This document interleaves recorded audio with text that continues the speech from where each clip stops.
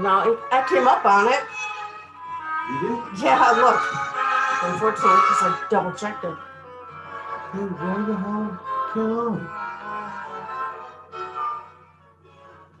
Yeah, I'm sorry, I'm not getting it.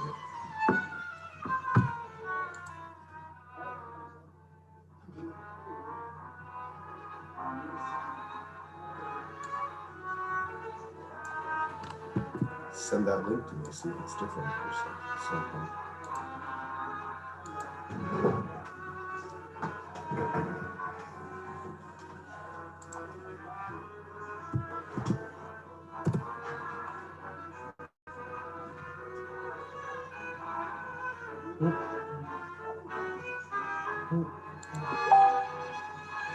Okay, that's fine.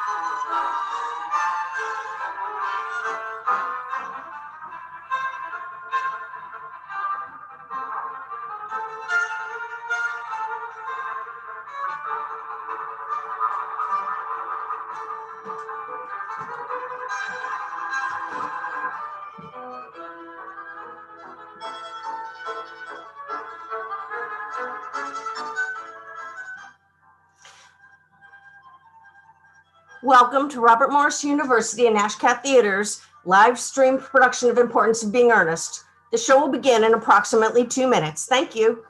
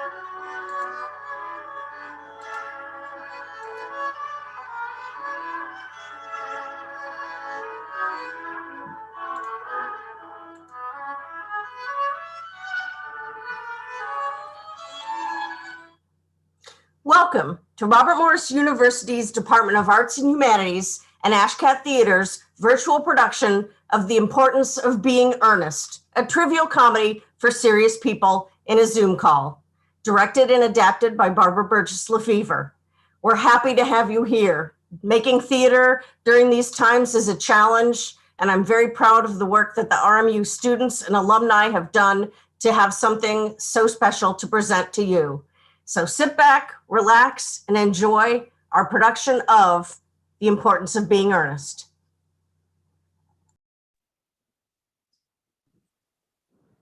Do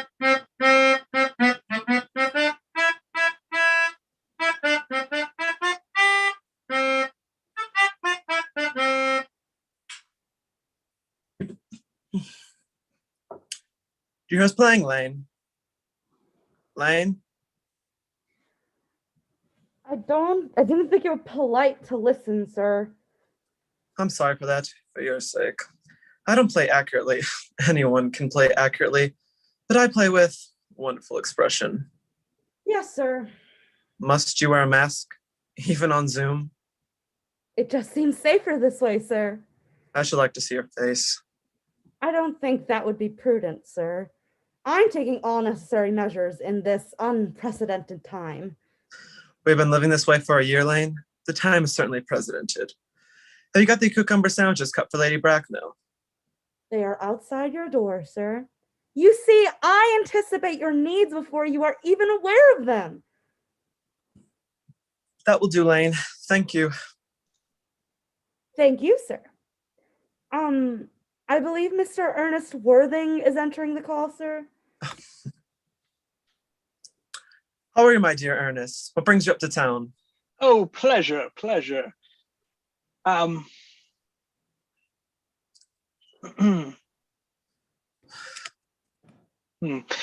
Eating as usual, I see, Algie. I believe customary in the society takes some slight refreshment at 5 o'clock. Where have you been since last Thursday? Oh, in the country. What on earth do you do there? When one is in town, one amuses oneself, and when one is in the country, one amuses other people. Why cucumber sandwiches? Why such a reckless extravagance for one so young?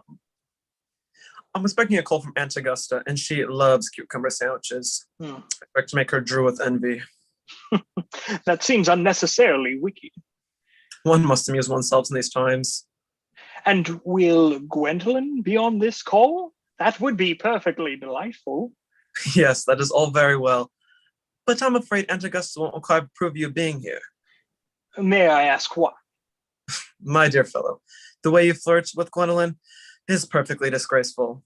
It was almost as bad as the way Gwendolyn flirts with you. Well, I am in love with Gwendolyn, and I have called you expressly to propose to her. I thought you called for pleasure. I call that business. Oh, how utterly unromantic you are. I really don't see anything romantic in proposing. It's romantic to be in love, but there is nothing romantic about a definite proposal. Why, one may be accepted. One usually is, I believe. Then the excitement is all over. The very essence of romance is uncertainty.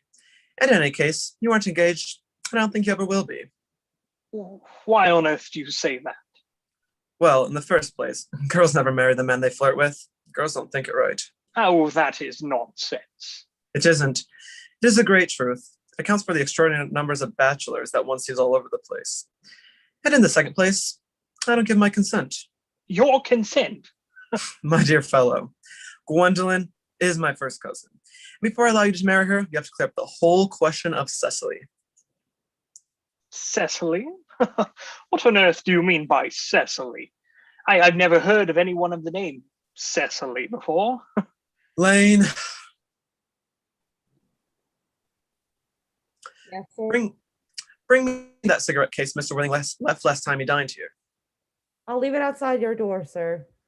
Do you mean to say that you have had my cigarette case all of this time? I wish to goodness you would have let me know.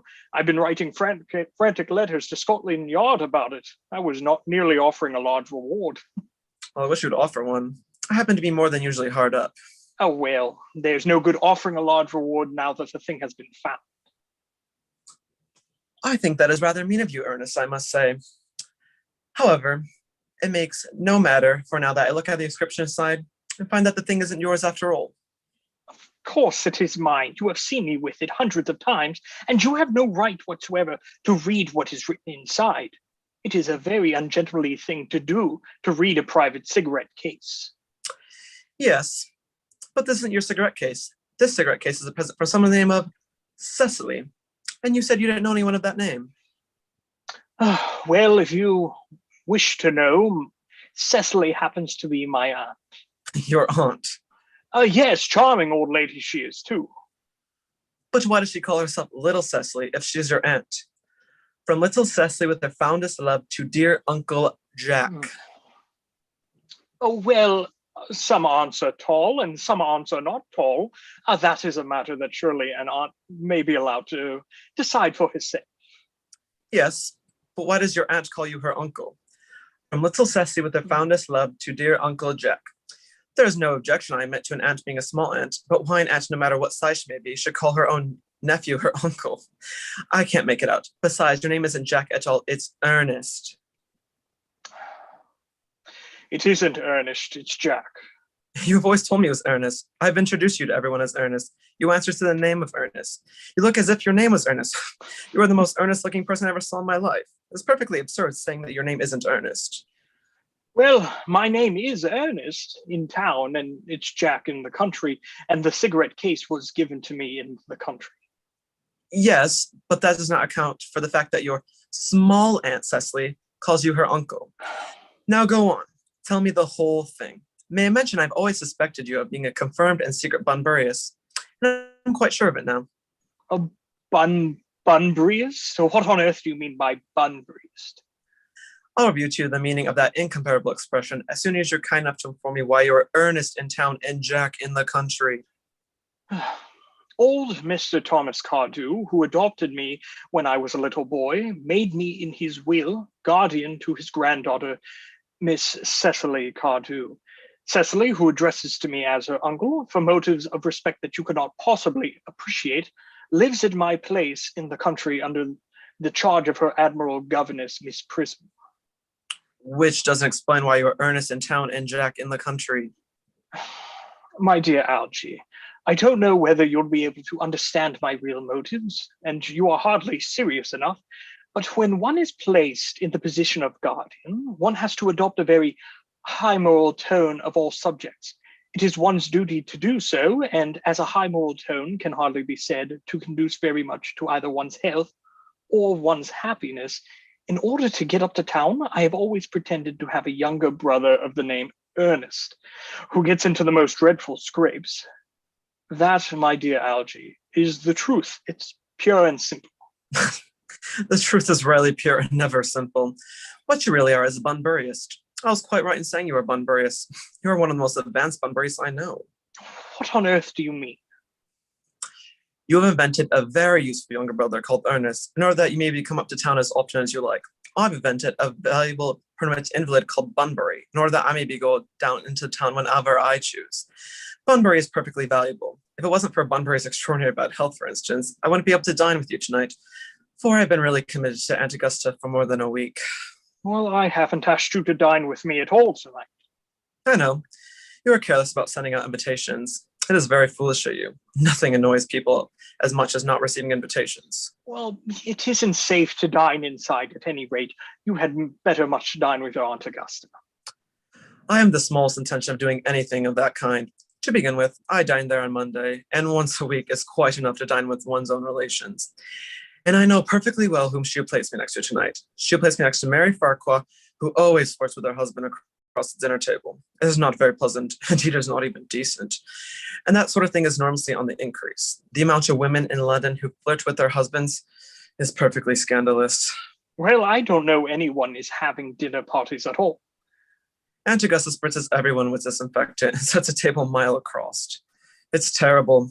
Besides, now that I know you to be a confirmed Bunburyist, I naturally want to talk to you about Bunbury. I want to tell you the rules. I am not a Bunburyist at all. If Gwendolen accepts me, I'm going to kill my brother. Indeed, I think I'll kill him anyway. Cecily is a little too much interested in him, so I think I'm going to get rid of Earnest, and I strongly advise you to do the same with Mr. Bun, with your invalid friend who has an absurd name. Nothing will induce me to part with Bunbury, and if you ever get married, which seems to me extremely problematic, I'd be very glad to know Bunbury. A man who marries without knowing Bunbury has a very tedious time of it. That is nonsense. If I marry a charming girl like Gwendolen, and she's the only girl I have ever saw in my life that I would marry, I certainly won't want to know Bunbury. Then your wife will. You don't seem to realize that in married life, 3 is company and 2 is none. That must be Aunt Augusta. Now, if I get you out of the way for 10 minutes so that you can have the opportunity of proposing to Gwendolen, may I dine with you tonight? Very well, but we're eating outside. Oh, Mother, your microphone is muted. Good afternoon, dear Algernon. Now your camera, Mother. Bugger. Same time. Good afternoon. I hope you are behaving very well. I'm feeling very well, Aunt Augusta. Well, they are not quite the same thing. In fact, those two things rarely go together. Oh, Mr. Worthing, you are behaving yourself as well, I trust? Of course, yes. Of course, yes. What? Of course, yes, Lady Bracknell. And you are quite perfect yourself, Miss Fairfax. Oh, I hope I am not that. It would leave no room for development, and I intend to develop in many directions. I apologize for being late, Algernon. Are those cucumber sandwiches? They are quite delightful. I do so love cucumber sandwiches. And these are particularly delicious. Shall I have some delivered to you? Lane, could you ring in? I'm watching my show. Just pause your show for a moment. Yes. Please make up some sandwiches and have them sent to Lady Bracknell. I'm afraid you've eaten the last of the cucumbers. I went to the market for those this morning. Risked my life to do that. Are you asking me to go back to the market and risk my life again? Oh, really? No cucumbers? That's a shame. No, sir, not a one. That will do, Lane. Thank you. Thank you, sir. It really makes no matter, Algernon. I can wait until dinner. I have quite the treat for you tonight, Algernon. I am setting you down with Mary Farquhar. She's such a lovely young lady and so attentive to her husband. It is delightful to watch them together. I'm afraid, Aunt Augusta, I shall have to give it the pleasure of dining with you tonight after all. I should hope not, Algernon. It would throw my table completely out. Your poor uncle would have to dine upstairs. Fortunately, he is accustomed to this. It is a great bore, and I need hardly to say a terrible disappointment to me. But the fact is, I just had a telegram to say that my poor friend Bunbury is very ill again. They seem to think I should with him. This is very strange. Your friend Mr. Bunbury seems to be curiously very sick. Why can't you just call him? No, he calls me to be there in person, from 6 feet away, naturally. I wave, which seems to cheer him immensely. Well, I must tell you, Algernon, that I, for one, think it is high time for Mr. Bunbury to decide whether he wants to live or die. This shilly-shallying with the decision is absurd. I do not approve of this modern sympathy for invalids. I find it morbid. Illness of any kind should not be encouraged in anyone. Health is the very duty of life. I would be very much obliged if you would ask Mr. Bunbury from me not to have a relapse on Sunday, for I require you to arrange my music for me.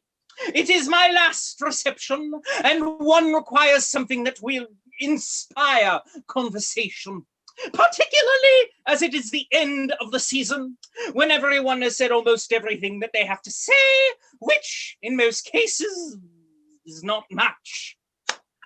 I'll speak to Bunbury, Aunt Augusta, if he does. And I think I can promise you he'll be all right by Saturday. Why don't you plan to play us a sample of what you plan to play so that we can judge? But my piano is in the other room, and I find it vulgar when one moves about with the camera. The jostling motion is most improper. Just play loudly. I'm sure we'll all hear you. Oh, please do go. Into the other room. Mm.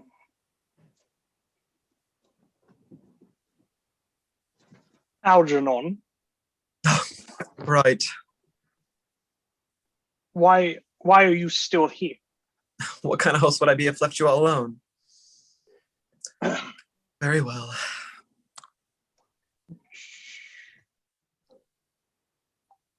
Charming day it has been, Miss Fairfax.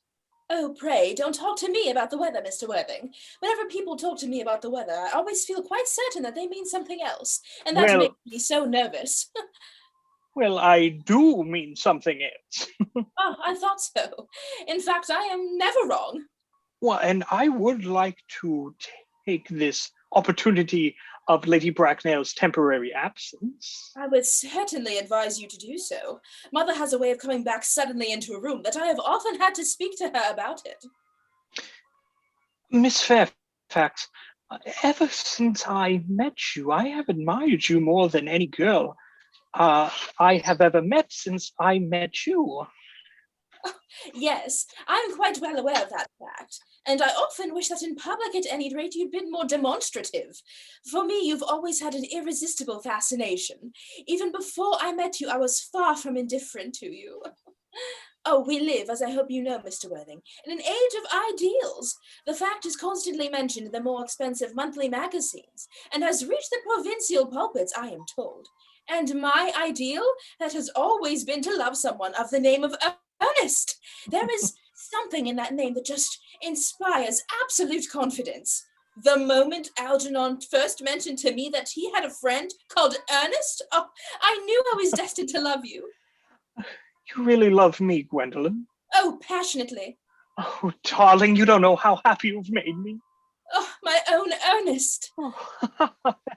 But, you don't really mean to say that you couldn't love me if my name wasn't Earnest?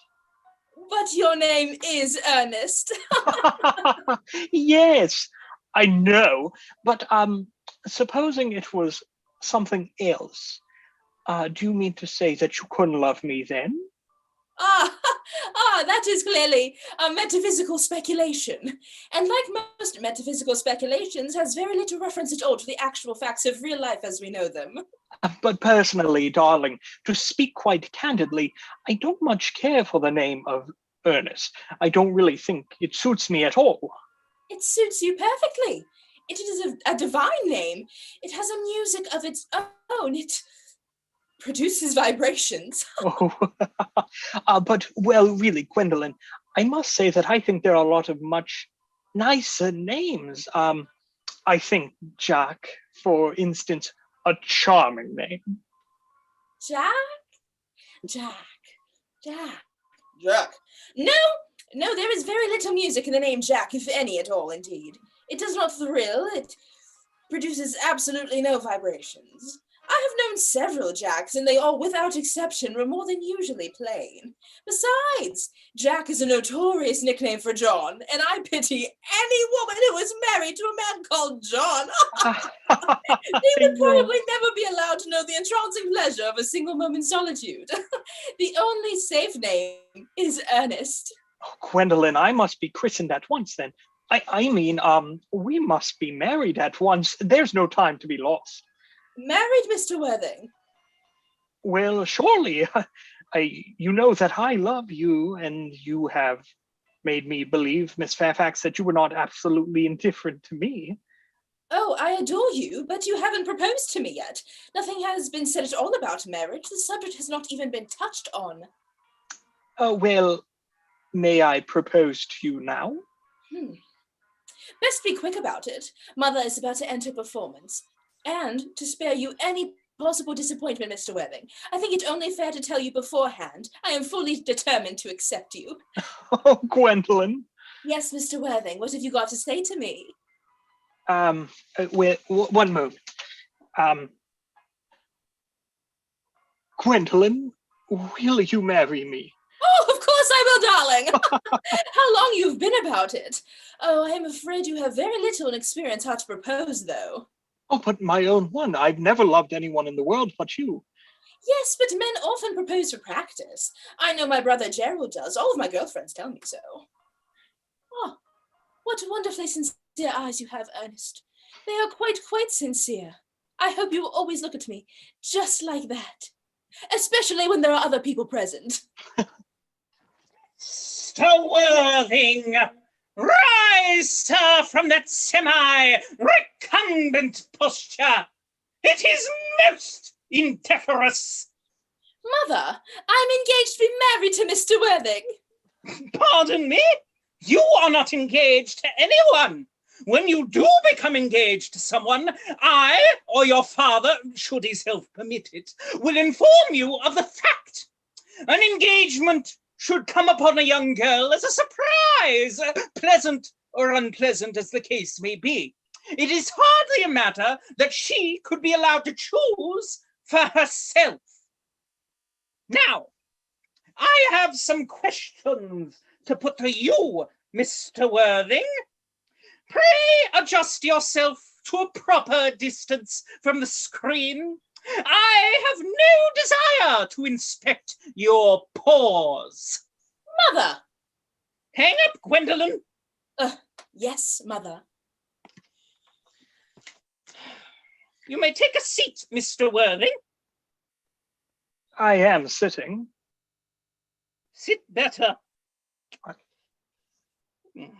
I feel bound to tell you that I do not have you on my list of eligible young men. However, I am prepared to enter your name should your answers be what any truly affectionate mother desires. How old are you? 29. 29, a very good age to be married at. I am of the firm belief that a man who desires to be married should either know everything or nothing. What do you know? I know nothing, Lady Bracknell. I am glad to hear it. I do not approve of anything that tampers with natural ignorance. Ignorance is like a delicate exotic fruit. Touch it, and the bloom is gone. What is your income? Between 7,000 and 8,000 a year. You have a house in town? A girl with a simple, unspoiled nature like Gwendolyn must live in town. Well, I own a house in Belgrave Square. What number Belgrave Square? 149. The unfashionable side. It's a pity, I thought we had something. However, it can be easily altered. Do you mean the fashion or the side? Both. Are your parents living?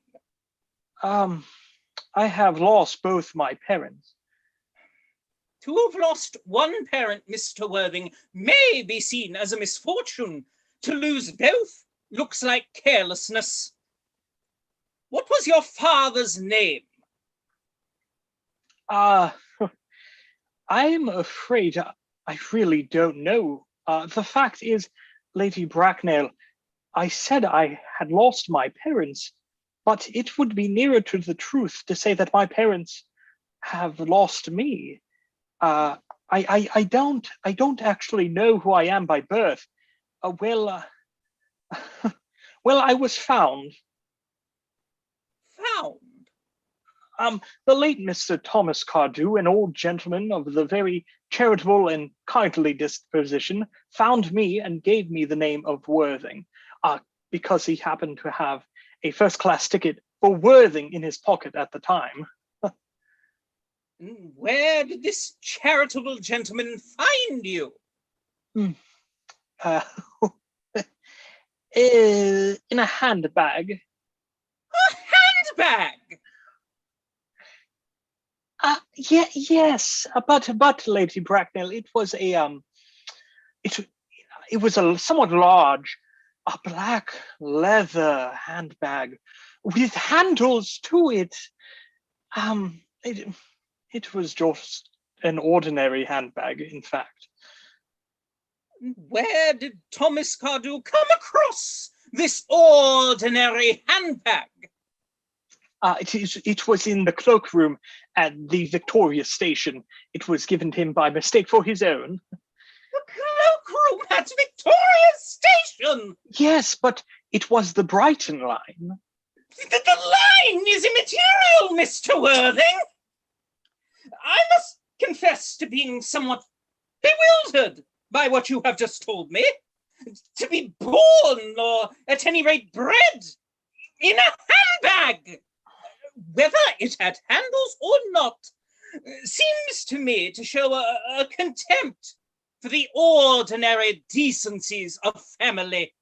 But may I ask you then, what would you advise me to do? I hardly say that I would do anything in the world to ensure Gwendolyn's happiness. I would strongly advise you to try and acquire some relations as soon as possible, and to make a definite effort to produce at any rate one parent of either sex before the season is quite over.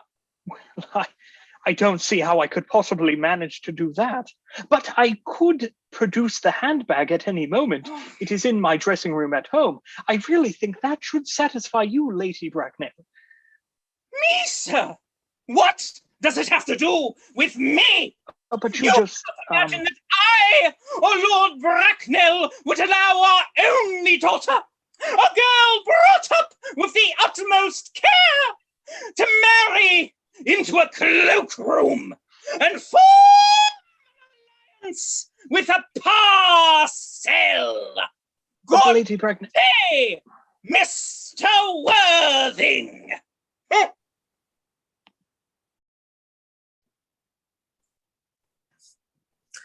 Did it go right, old boy? No. You don't mean to say Gwendolyn refused you? No. As far as she is concerned, we are engaged. Her mother is perfectly unbearable. Never met such a gorgon. I really don't know what a gorgon is like, but I'm pretty sure Lady Bracknell is one. In any case, she is a monster without being a myth, which is rather unfair. But I beg your pardon, Algie. I assume I shouldn't talk about your aunt in that way before you. My dear boy, I love hearing my relations abused. It's the only thing that makes me put up with them. I really think that Gwendolyn could become like her mother in about 150 years, do you? All women become like their mothers. That is their trait. No man does this. That's his.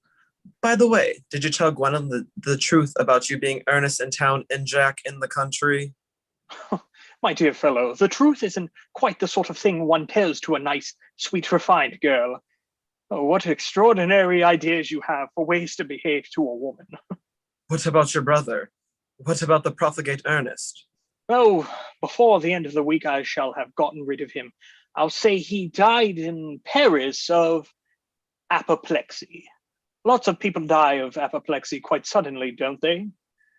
Yes, but it's hereditary, my dear fellow. It's the sort of thing that runs in the families. You better say severe chill. And you're sure that a severe chill isn't hereditary or anything like that? Of course it isn't. Very well. My poor brother Ernest carried off suddenly in Paris by a severe chill. That gets rid of him. But I thought you said that Miss Cardew was a little too much interested in your poor brother Ernest. Won't she feel his loss a good deal? Oh, that is all right. Cecily is not a silly romantic girl, I'm glad to say. She's got a capital appetite. She goes on long walks and pays no attention at all to her lessons. I'd rather like to see Cecily. I will take very good care that you never do. She's excessively pretty and only 18. Well, have you told Gwendolyn yet that you have an excessively pretty ward who is just 18?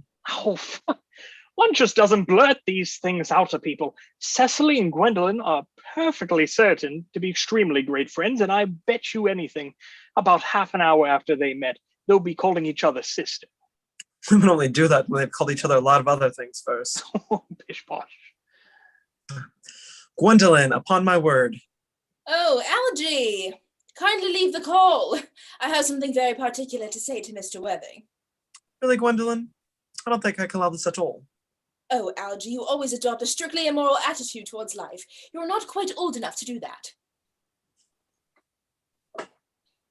Oh, my own darling. Oh, Ernest, we may never be married. From the expression on Mother's face, I fear we never shall. But although she may prevent us from becoming man and wife, and I may marry someone else, and marry often, nothing that she can possibly do can alter my eternal devotion to you. Oh, dear Gwendolyn.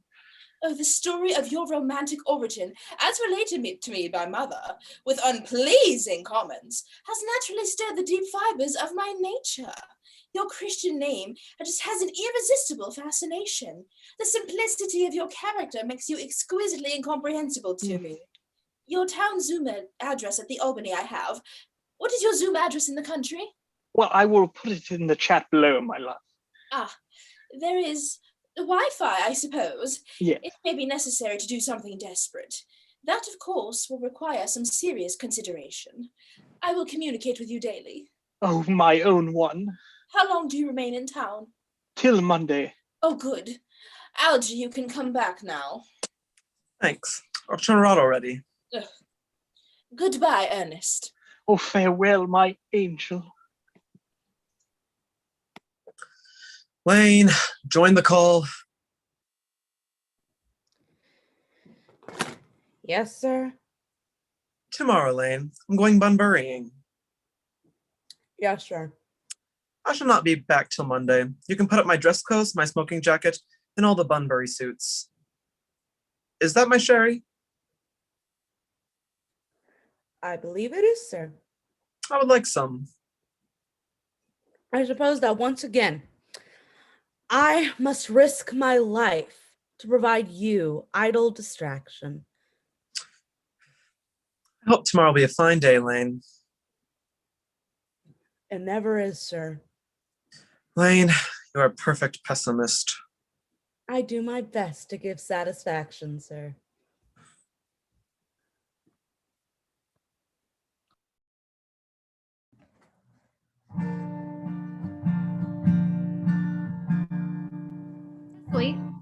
Cecily, your German grammar is on the table. Pray open page 15.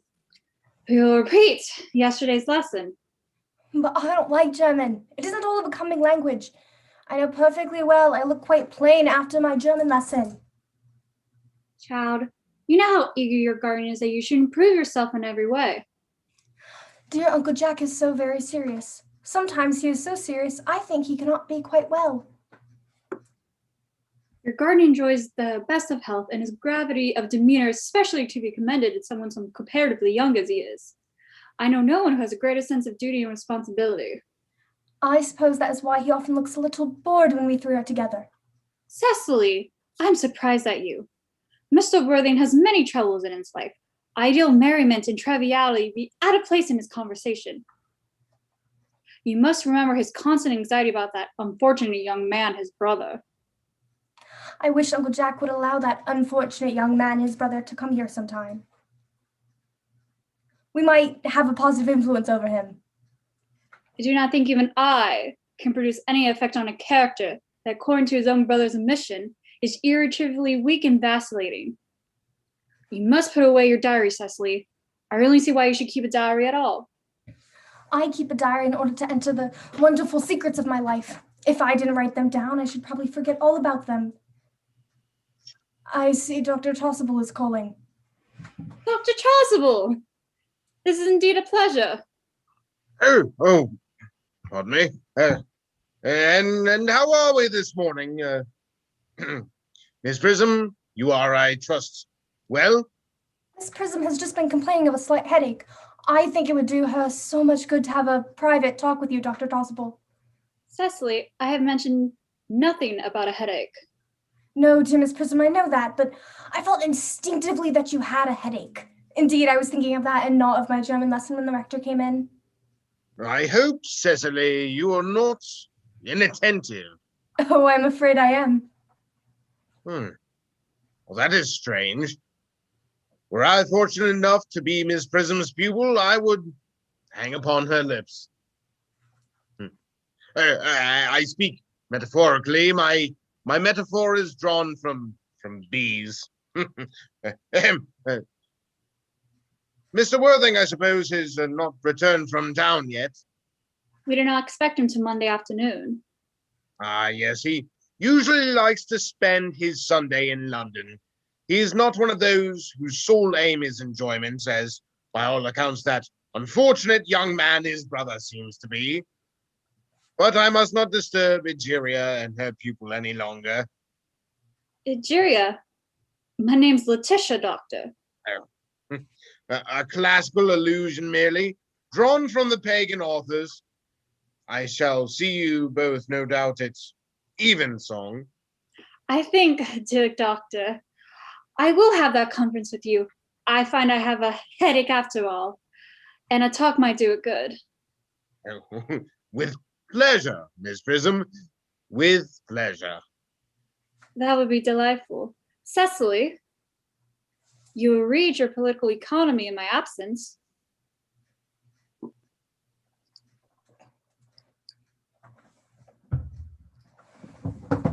Horrid political economy, horrid geography, horrid German! Mr. Earnest Worthing. I've never met any really wicked person before. I feel rather frightened. So afraid he'll look like everyone else. You're my little cousin, Cecily, I'm sure. You're under some strange mistake. I'm not little. In fact, I believe I'm rather tall for my age. But I am your cousin Cecily. You, I see, are Uncle Jack's brother, my cousin Earnest. My wicked cousin Earnest.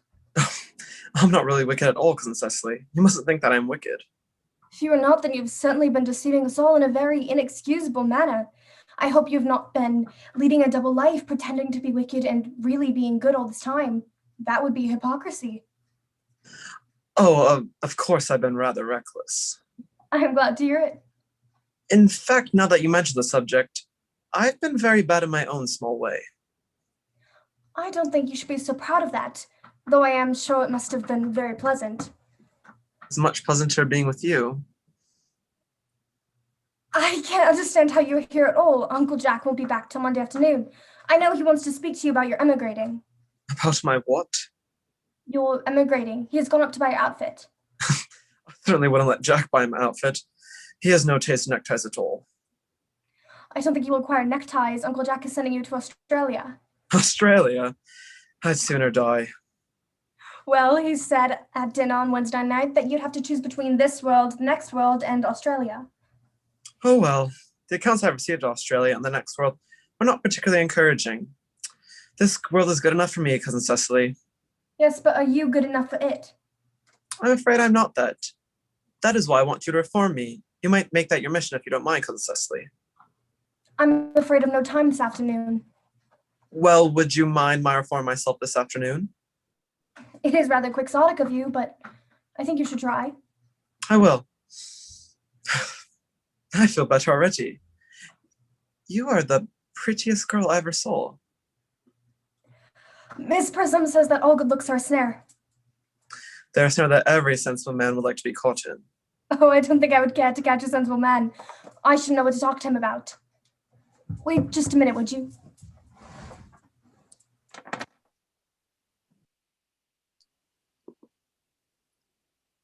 Now where is she? But as I was saying, you're much too alone, dear Dr. Chasuble. You should get married. The precept as well as the practice of the primitive church was distinctly against matrimony. That is obviously the reason why the primitive church has not lasted up to the present day. And you do not seem to realize, dear doctor, that persistently remaining single, a man converts himself to a permanent public temptation. Men should be more careful. This very celibacy leads weaker vessels astray. But is a man not equally as attractive when married? No married man is ever attractive except to his wife. And often I've been told, not even to her. But where is Cecily? Mr. Worthing! Mr. Worthing! This is indeed a surprise. We do not look for you till Monday afternoon. I have returned sooner than I expected. Dr. Chasuble, I hope you are well. Well, dear Mr. Worthing, I trust this garb of woes does not betoken some terrible calamity. My brother? More shameful debts and extravagance? Still leading his life of pleasure? Dead. Your brother Earnest dead? Oh, quite dead. What a lesson for him. I trust you'll profit from it. Oh, Mr. Worthing, I offer you my sincere condolence. You have at least the consolation of knowing that you are always the most generous and forgiving of brothers. Oh, poor Earnest. He had his many faults, but it is sad. A sad blow. Very, very sad indeed. Were you with him at the end? No, he died abroad, in Paris, in fact. I had a telegram last night from the manager of the Grand Hotel. A severe chill, it seems. As a man shows, so shall he reap. Oh, charity, dear Miss Prism, charity. None of us are perfect. I myself am peculiarly susceptible to drafts. Will the interment take place here? No, he seems to have expressed a desire to be buried in Paris.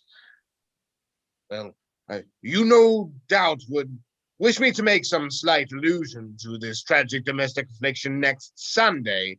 Oh, my sermon on the meaning of the manna in the wilderness can be adapted to almost any occasion, joyful or, as in present case, distressing. I have preached it on harvest celebrations, christenings, confirmations, days of humiliation, and festival days. That reminds me, you mentioned christenings, I think, Dr. Chasuble. I suppose you know how to christen all right? It is, I regret to say, one of the rector's most constant duties in this parish. I have often spoken to the poorer classes on the subject. Yes, but is there any particular infant in whom you are interested, Mr. Worthing? Your brother was, I believe, unmarried, was he not? Oh, yes, yes. Men who live entirely for pleasure usually are. Oh. But it is not for any child, dear doctor. The fact is, I would like to be christened myself this afternoon if you have nothing better to do. But surely, Mr. Worthing, you have been christened already. Well, I don't remember anything about it, and of course I don't know if that sort of thing bothers you in any way, or if you think I'm a little too old now. Oh, not at all. The sprinkling and indeed the immersion of adults is a perfectly canonical practice. Immersion? Oh, you need have no apprehension. Sprinkling is all that is necessary, or indeed, I think, advisable. Weather is so changeable. At what hour would you wish the ceremony performed?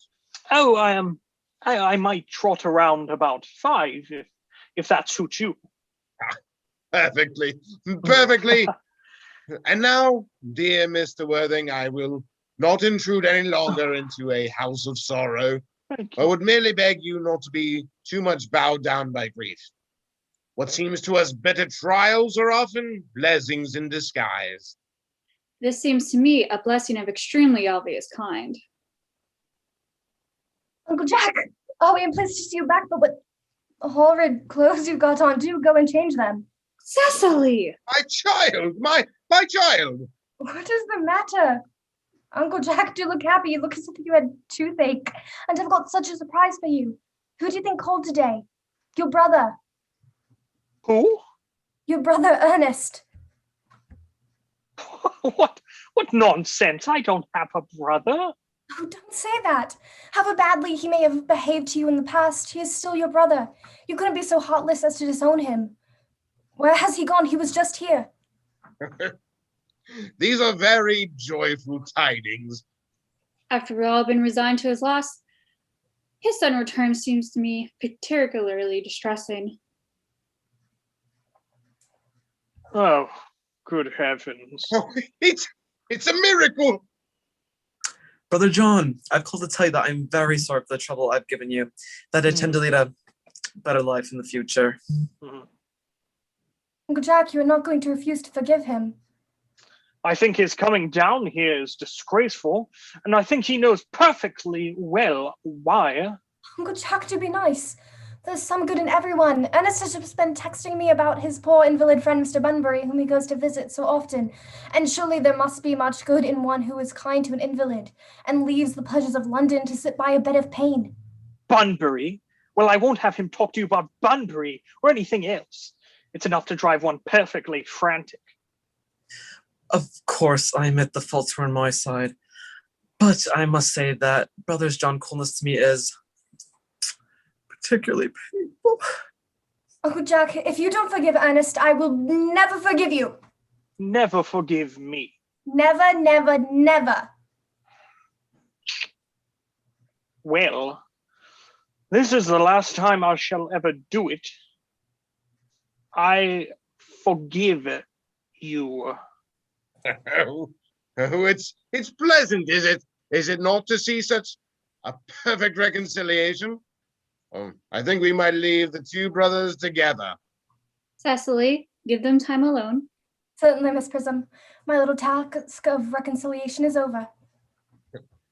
You've done a beautiful action today, dear child.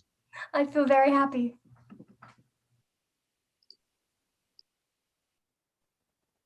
Algy, you must get out of this place as soon as possible. I will not allow you Bunburying here. Well, Cecily is a darling. You are not to talk of Miss Cardew like that. I don't like it. Well, I think it is perfectly childish to be in deep mourning for a man who's actually alive. I call it grotesque. Your conduct here is an outrage. This Bunburying, as you call it, will not be a great success to you here. I think it's been great success. I'm in love with Cecily, and that is everything. Ah, there she is. I was hoping you were still here. He's going to send me away. And have we got to part? I'm afraid so. It's a painful parting. It is always painful to part from people whom one has known for a very brief space of time. The absence of old friends one can endure, but even a momentary separation from anyone to whom one has just been introduced is almost unbearable. I hope, Cecily, I shall not offend you if I state quite openly and frankly that you seem to me to be in every way the visible personification of absolute perfection. Oh, if you will allow me, I will copy your remarks into my diary. Do you really keep a diary? I'd give anything to look at it. May I? Oh, no. You see, it is simply a very young girl's record of her own thoughts and impressions and consequently meant for publication. When it appears in volume form, I hope you'll order a copy. But pray, Ernest, don't stop my delight in taking down from dictation. I've reached absolute perfection. You can go on, I'm quite ready for more. Cecily, ever since I looked upon your wonderful and incomparable beauty, I've dared to love you wildly, passionately, devotedly, hopelessly. I don't think that you should tell me that you love me wildly, passionately, devotedly, hopelessly. Hopelessly doesn't seem to make much sense, does it? I don't care for anybody in the whole world but you. I love you, Cecily. You will marry me, won't you? You silly boy, of course. Why, we've been engaged for the last 3 months. For the last 3 months? Yes, it will be exactly 3 months on Thursday. But how do we become engaged? Well, ever since dear Uncle Jack first confessed to us that he had a younger brother who is very wicked and bad, you of course became the chief topic of conversation between myself and Miss Prism. And of course, a man who is much talked about is very attractive. I dare say it was foolish of me, but I fell in love with you, Ernest. Darling. And when was the engagement actually settled? On the 14th of February last. Worn out by your entire ignorance of my existence, I determined to end the matter one way or the other. And after a long struggle with myself, I accepted you. The next day, I bought this little ring, and this is the little bangle of the true lover's knot I promised you always to wear. Did I give that to you? It's very pretty, isn't it? Yes, you've wonderfully good taste, Ernest. And this is the box in which I keep all your dear letters. My letters? But my own sweet Cecily, I've never written you any letters. You need hardly remind me of that, Ernest. I remember only too well that I was forced to write your letters for you. I wrote always 3 times a week and sometimes oftener. The 3 you wrote me after I had broken off our engagement are so beautiful and so badly spelled that even now I can hardly read them without crying a little. Our engagement was broken off.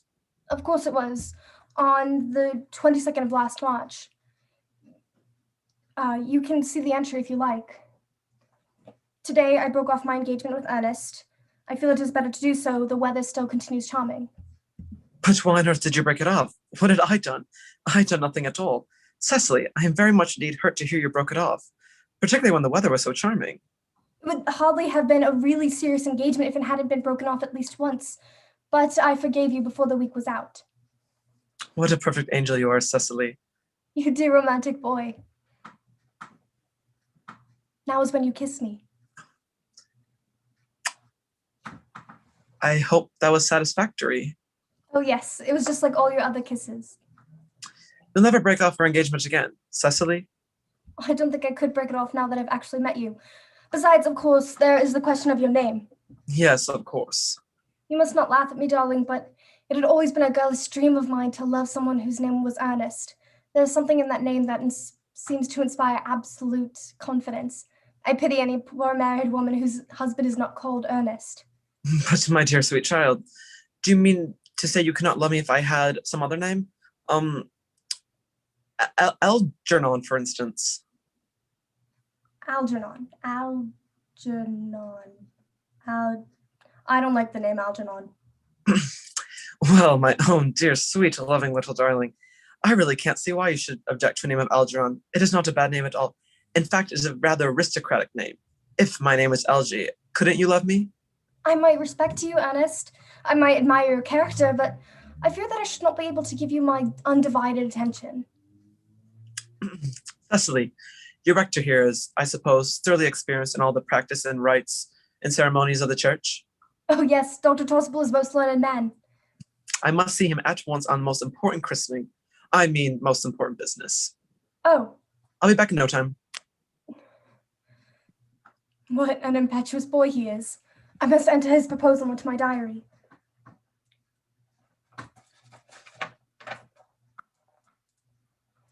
Gwendolyn Fairfax. I suppose one of the many good elderly women who are associated with Uncle Jack in his philanthropic work in London. Pray, let me introduce myself to you. My name is Cecily Cardew. Cecily Cardew? What a very sweet name. Something tells me we're going to be great friends. I like you already more than I can say. My first impressions of people are never wrong. Oh, nice of you to like me so much after we have known each other such a comparatively short time. I may call you Cecily, may I not? With pleasure. Ah, and you will always call me Gwendolyn, won't you? If you wish. Then that is all quite settled, is it not?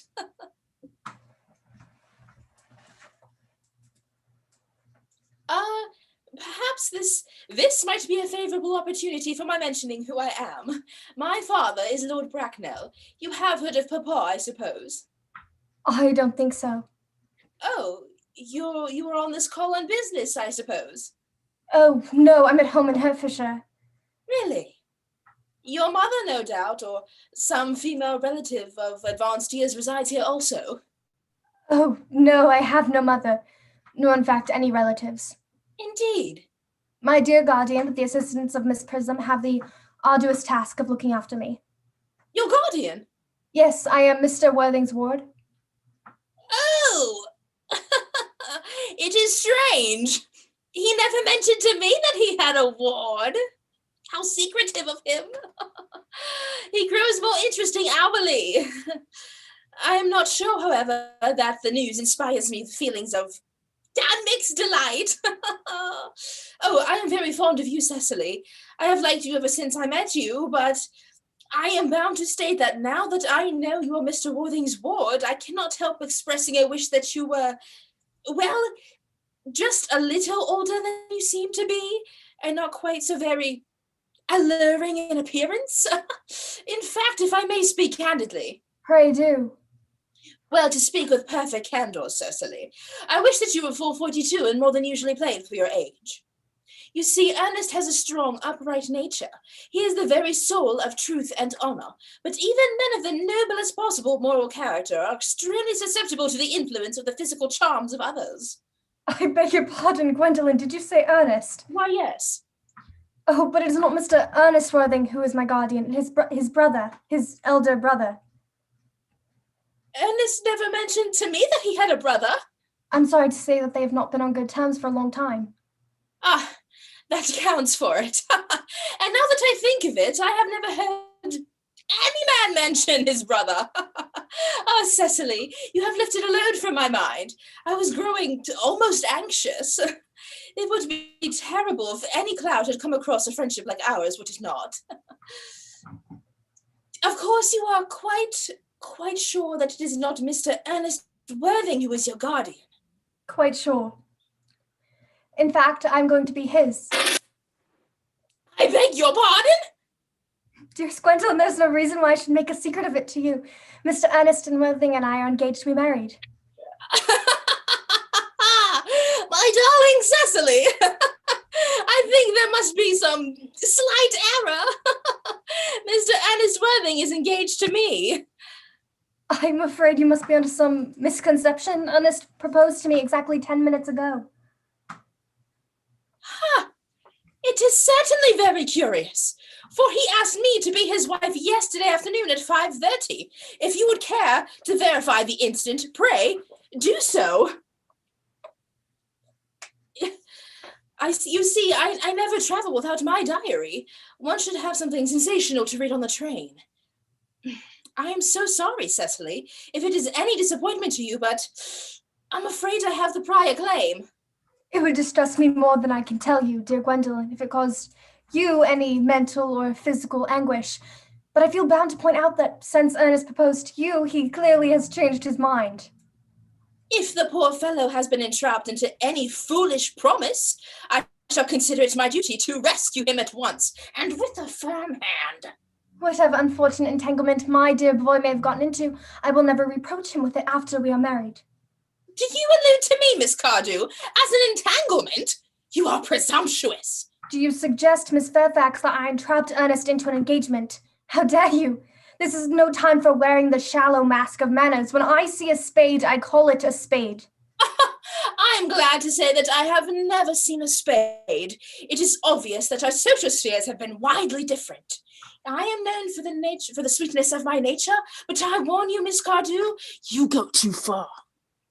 To save my poor, innocent, trusting boy from the machinations of any other girl, there are no lengths to which I would not go. Oh, from the moment I saw you, I distrusted you. I felt that you were false and deceitful, and I am never deceived in such manners. My first impressions of people are invariably right. Ernest! My own Ernest! Gwendolyn, darling. A moment. May I ask if you are engaged to be married to this young lady? To dear little Cecily? Of course not. What could have put such a pretty idea into your pretty little head? Thank you. You may.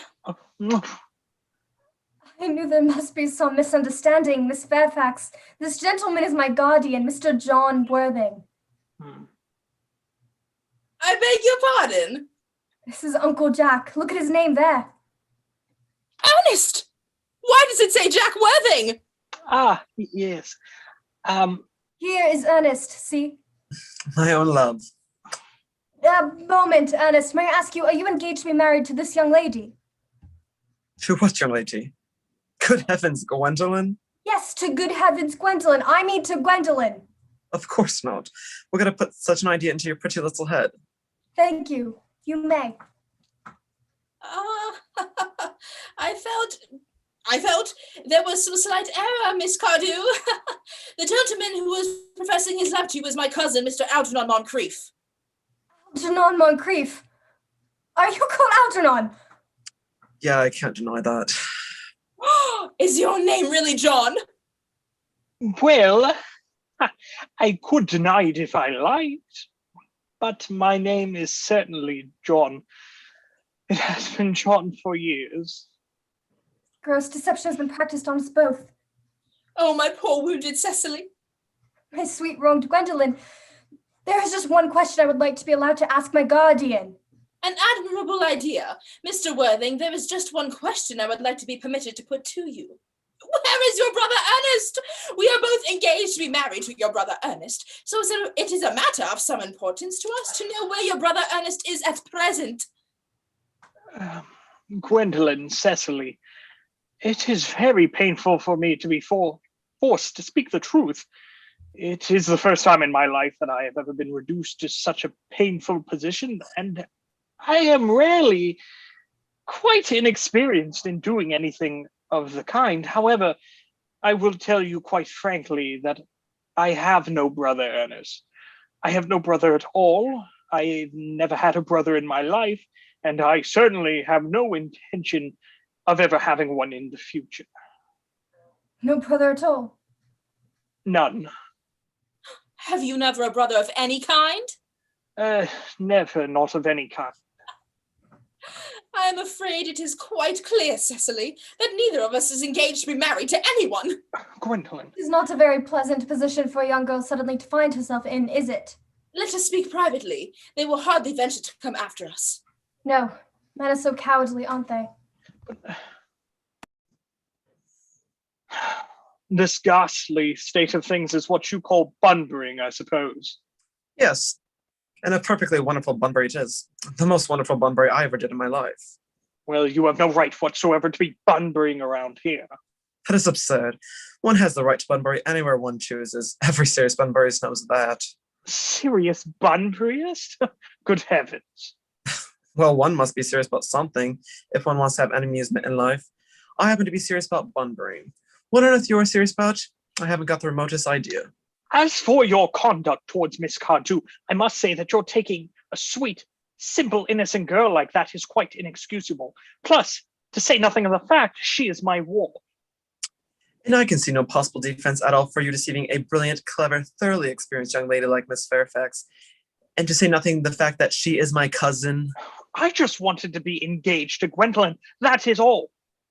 Well, I want to be engaged to Cecily. I adore her. There's certainly no chance of you marrying Miss Cardew. And I don't think there's much likelihood, Jack, of you and Miss Fairfax being united. How can you sit there calmly when we are in this horrible mess? I can't make it out. You seem to be perfectly heartless. I wish to goodness you would go. Well, I've just made arrangements with Dr. Charleswell to be christened this evening. My dear fellow, the sooner you give up this nonsense, the better.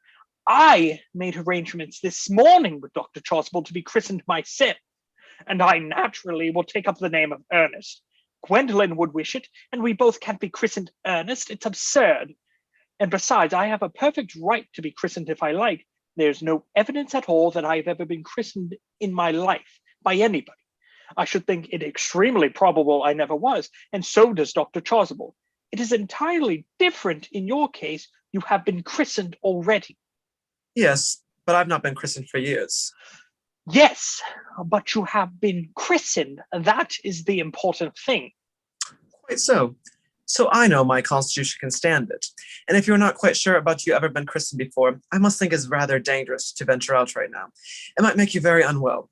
You can hardly have forgotten that someone very close connected with you was nearly carried off this week in Paris by a severe chill.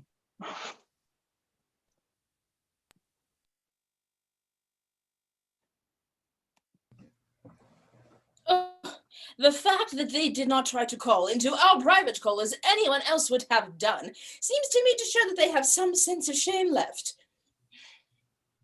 You are perfectly sure they know how to call.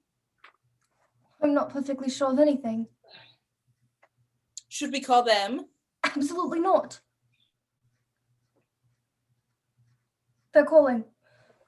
Oh, how very forward of them. Let us preserve a dignified silence. Certainly. It's the only thing to do now. We will not be the first to speak. Certainly not.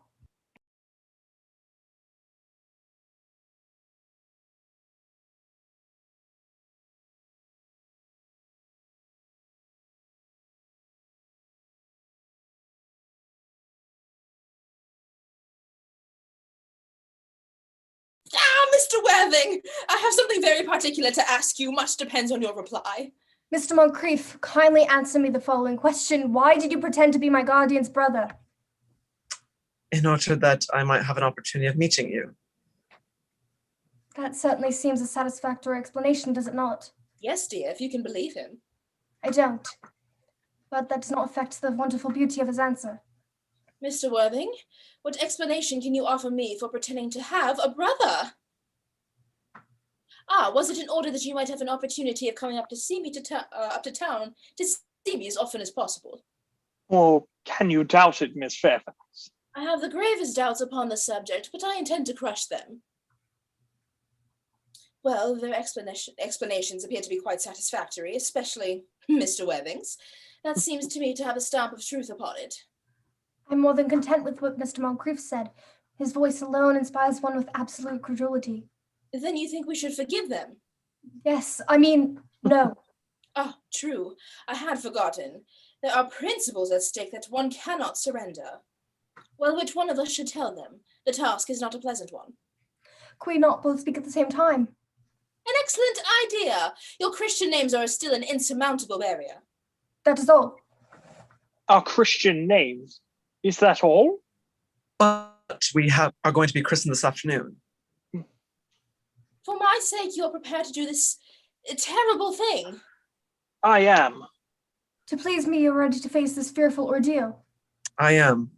Well, how absurd to talk of the equality of the sexes. Where questions of self-sacrifice are concerned, men are infinitely beyond us.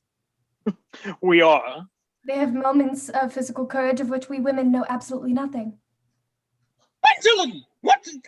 Dash it all! Good heavens. Gwendolyn! What is the meaning of this? Mother. Merely that I am engaged to be married to Mr. Worthing. Sit down! All of you, sit down immediately! I am sitting again. Mr. Worthing, apprised, sir, of my daughter's intentions by her trusted maid, whose confidence I purchased by means of a small coin, I discovered the address of this meeting. Her unhappy father is, I am glad to say, under the impression that she is attending a lengthier than usual lecture at the university extension program on the negative influences of a universal basic income on thought. I would not undeceive him of this.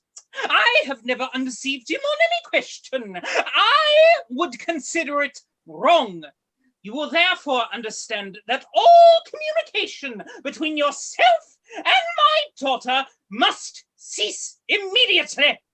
From this moment, on that point, as on indeed all other points, I am firm. I am engaged to be married to Gwendolen, Lady Bracknell. You are nothing of the kind, sir. Now, as regards to Algernon. Algernon! Yes, Aunt Augusta? May I ask if you are presently with your invalid friend, Mr. Bunbury? No, I'm not with Bunbury. Bunbury is somewhere else at present. In fact, Bunbury is dead. Dead? When did he die? His death must have been extremely sudden. Oh, I decided this afternoon. I mean, poor Bunbury died this afternoon. What did he die of? The doctors found out that Bunbury could not live, so Bunbury died. He seems to have a great deal of confidence in the opinion of his physicians. However, I am glad that he made a decision at the last to some definite course of action and acted with proper medical advice. Well, now that we are finally rid of this Mr. Bunbury, Mr. Worthing, may I ask, who is this young person that my nephew was gazing at in such an unnecessary manner? That lady is Miss Cecily Cardew, my ward. I'm engaged to be married to Cecily, Aunt Augusta. I beg your pardon? Mr. Moncrief and I are engaged to be married to Lady Bracknell. I do not know whether there is something particularly exciting in the air this morning, but the number of engagements going on seems to me to be considerably above the proper average that statistics has laid down for our guidance. A preliminary inquiry on my part would not be out of the question. Mr. Worthing, is Miss Cardew in any way connected to any of the larger railway stations in London? I merely desire information. Why, until yesterday, I had no idea that there were persons or families whose origins were a terminus. Yes. Miss Cardew is the granddaughter of the late Mr. Thomas Cardew, and Miss Cardew's family solicitors are Messrs. Markby, and Markby. Markby, and Markby, a firm of the highest position in their profession. In fact, I'm told one of the Mr. Markbys can occasionally be seen at dinner parties. So far, I am satisfied. How extremely kind of you, Lady Bracknell. I have also in my possession, you will be pleased to hear, certificates of Miss Cardew's birth, baptism, whooping cough, registration, vaccination, confirmation, and the measles, both the German and the English variety. A life full of incident, but maybe perhaps a little bit too exciting for a young lady. As a matter of form, Mr. Worthing, I must ask if Miss Cardew has any small fortune. Oh, yes. It's about £135,000 in the funds. Oh, but that is all. Oh, goodbye, Lady Bracknell. So pleased to have Just seen a moment, Mr. Worthing. £130,000 and in the funds. Miss Cardew is a most attractive young lady, now that I look at her. Come closer, dear child, come closer. Yes. Oh, your dress is sadly simple, and your hair is as nature left it. But we will soon repair all of that, yes. Kindly turn around for me, dear sweet child. Turn around. No, dear, back. The side view is what I want, dear. The side, yes. It is just as I thought. There are distinct social possibilities in your future. Algernon. Yes, Aunt Augusta? There are distinct social possibilities in Miss Cardew's future. Cecily is the sweetest, dearest, prettiest girl in the whole world.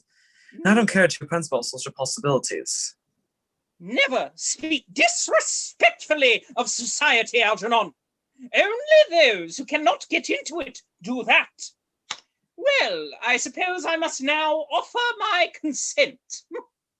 Thank you, Aunt Augusta. Thank you, Lady Bracknell. You may also call me Aunt Augusta for the future.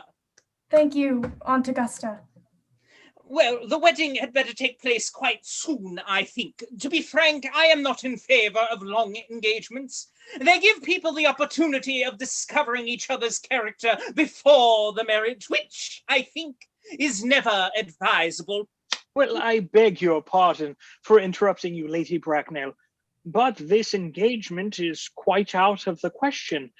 I am Mrs. Cardew's guardian, and she cannot marry without my consent, and until she comes of age, and that consent I absolutely decline to give. On what grounds, may I ask?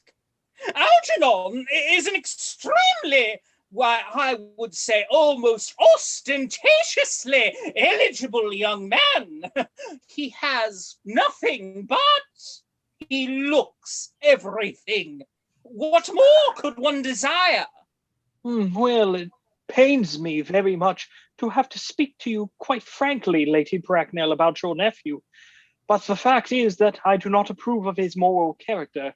I suspect him of being untruthful. Untruthful? My nephew Algernon? Impossible! Oh, I fear there can be no possible doubt about the matter. This afternoon he spoke to my ward under the false pretense of being my brother, and under an assumed name he flirted shamelessly. And what makes his conduct all the more heartless is that he was perfectly well aware from the first that I have no brother, I have never had a brother, and I do not intend to have a brother, not of any kind. And I distinctly taught him that myself yesterday afternoon.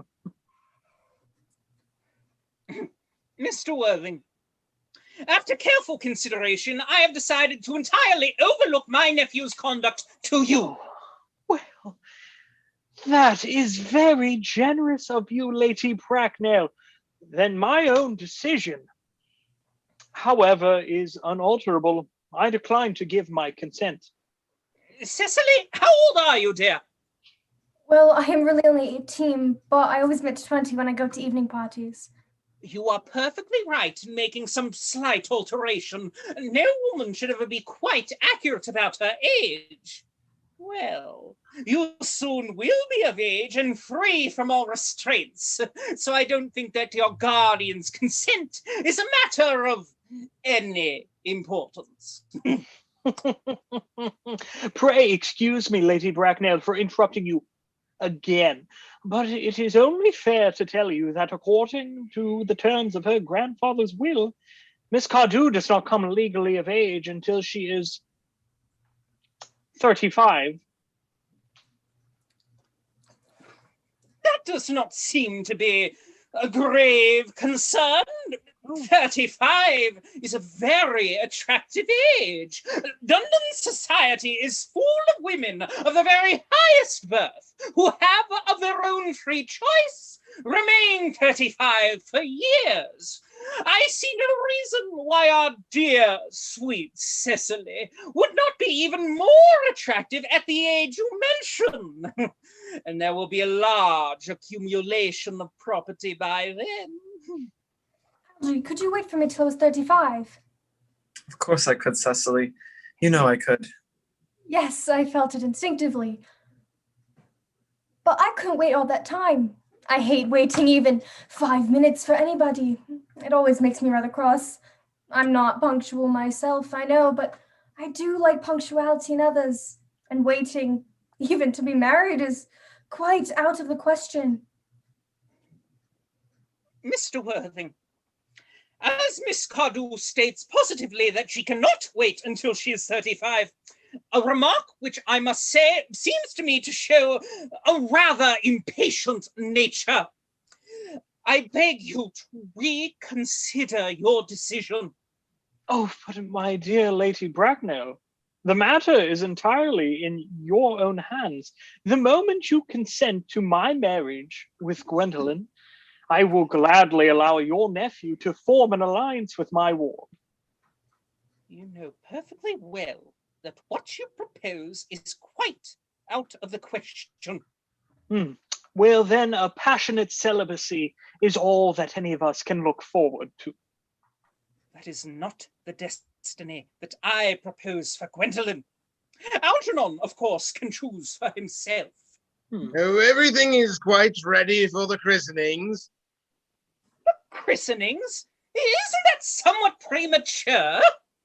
Oh, no, both of these gentlemen have expressed a desire for immediate baptism. At their age, the idea is grotesque and irreligious. Algernon, I forbid you to be baptized. I will not hear of such excesses. Well, am I to understand, then, that there are to be no christenings at all this afternoon? I don't think that, as things are now, it would be of much practical value to either of us, Dr. Chasuble. Well, I am grieved to hear such sentiments from you, Mr. Worthing. I will return to the church at once. Indeed, I have just been informed by the pew opener that for the last hour and a half, Miss Prism has been waiting for me in another Zoom call.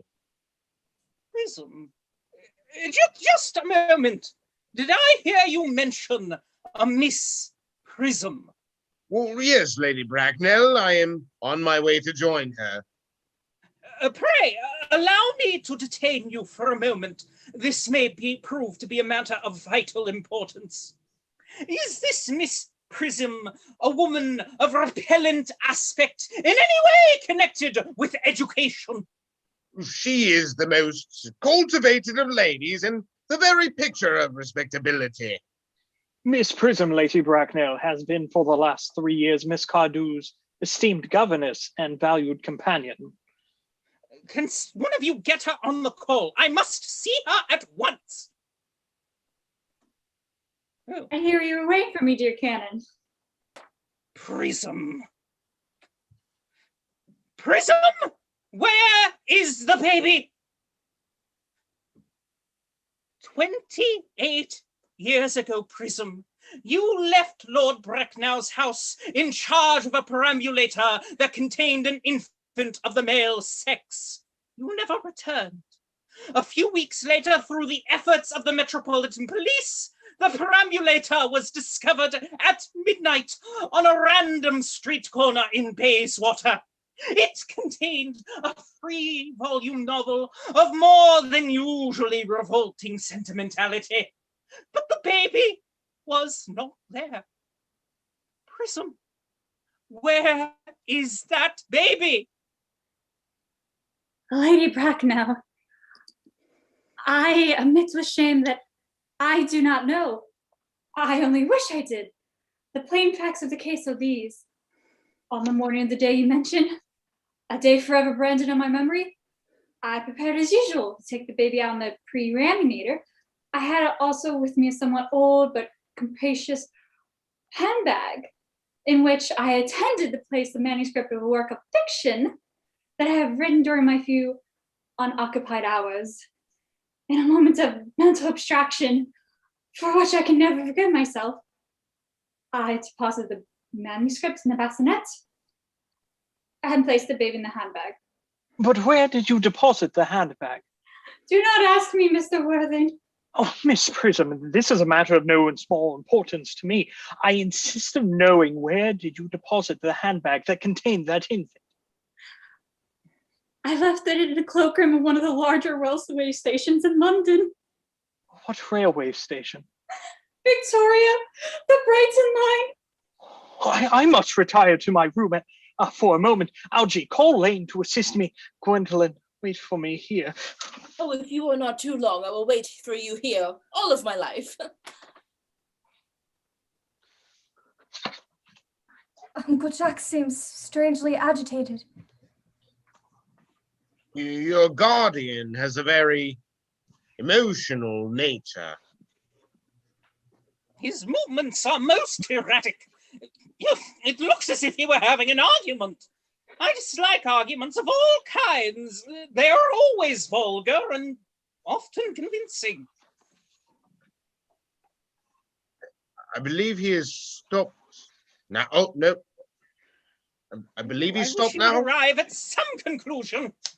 Oh, this suspense is terrible. I hope it will last. I have returned. Miss Prism, is this the handbag that you are speaking of? Examine it carefully before you speak.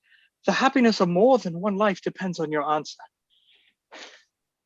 It seems to be mine. Yes, there's an injury achieved through an upsetting of an omnibus in younger and happier days. And here on the lock are my initials. I had forgotten that in an extravagant mood. I had them placed there. That bag is undoubtedly mine. I am delighted to have it so unexpectedly restored to me. It has been a great inconvenience being without it all these years. Miss Prism, more is restored to you than this handbag. I was the baby placed in it. You? Yes! Oh, Mother! Mr. Worthing! I am unmarried. Unmarried? Well, I do not deny that that is a serious blow, but after all, who has the right to cast a stone against one who has suffered so much? Oh, Mother, I forgive you. Mr. Worthing, there is some error. Lady Bracknell can tell you who you really are. Lady Bracknell? Lady Bracknell, can you tell me who I am? I am afraid that the information that I have to give you will not altogether please you. You are the son of my poor dear sister, Mrs. Moncrief, and consequently you are Algernon's elder brother. Algy's elder brother? Then I have had a brother after all. I knew I had a brother.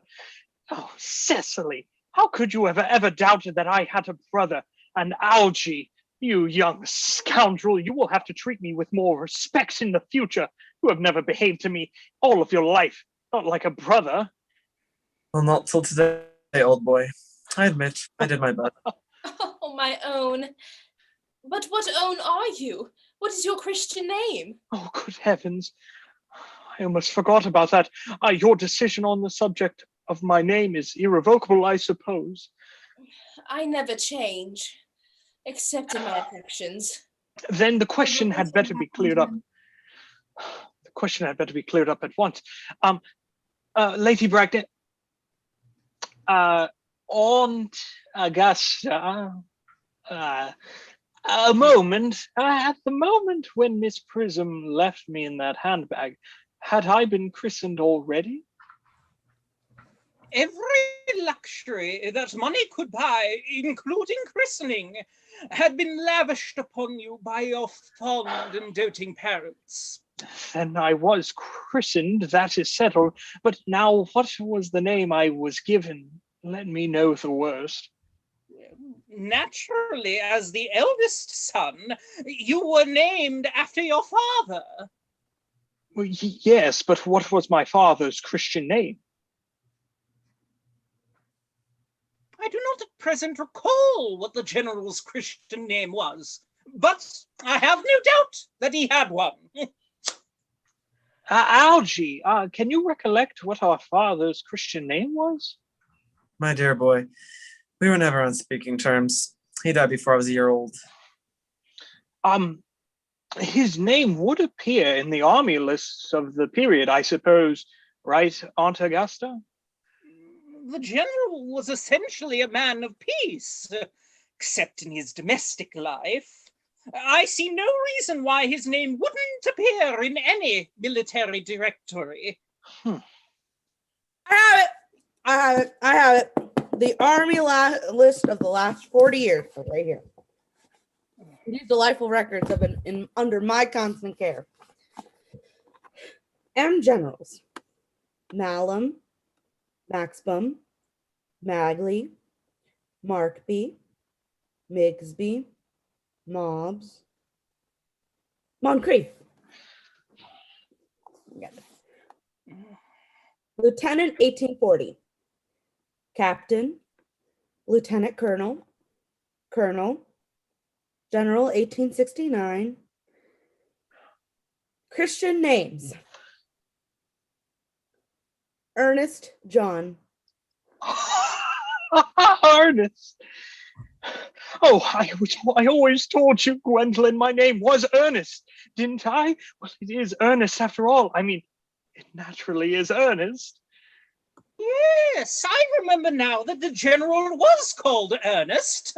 I knew I had a reason for disliking the name. Ernest! My own Ernest! Oh, I felt from the first that you could have no other name. Oh, Gwendolyn, it is a terrible thing for a man to find out suddenly that all of his life he had been speaking nothing but the truth. Can you forgive me? Of course I can, for I feel that you are sure to change. My own one. After all, marrying one's cousin is perfectly fashionable. Well, I must admit that the primitive church was mistaken in one regard. Well, Miss Prism, Letitia, will you do me the honor of taking my hand in marriage? Oh, Frederick, at last! Cecily, at last. Oh, Gwendolyn, at last. My nephew, you seem to be displaying signs of triviality. On the contrary, Aunt Augusta, I have now realized for the first time in my life the vital importance of being earnest.